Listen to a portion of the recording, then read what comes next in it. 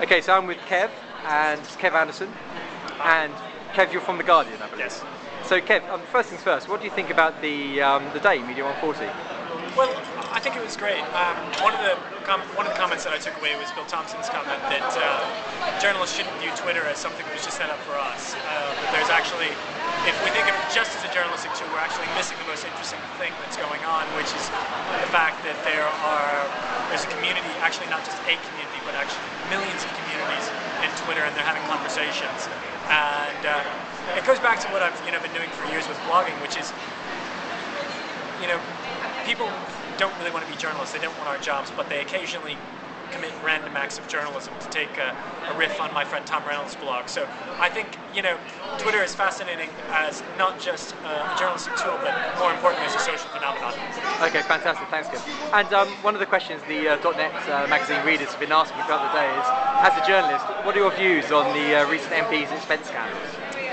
Well, I worked for the BBC for 8 years, so I know about paying expenses out of public money, and I think it's not something that I think surprises most people who follow politics.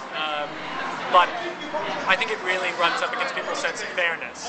And so even if the question is about whether MPs were topping up their finances by doing this, I think it just goes against people's sense of fairness. I think one of the great things is, and I don't mean to trumpet the Guardian's horn on this, but we recently launched this data store. And what's really interesting is we've released the MP's expenses as a Google spreadsheet and allowed people to do mashups and interesting applications with it, and that's been really exciting to release that information to the public, do our own visualizations and graphics with it, but actually see what our readers are doing with it. And we've seen somebody who's taking that data and comparing the attendance records versus the amount of expenses that they claimed, which is a really interesting exercise.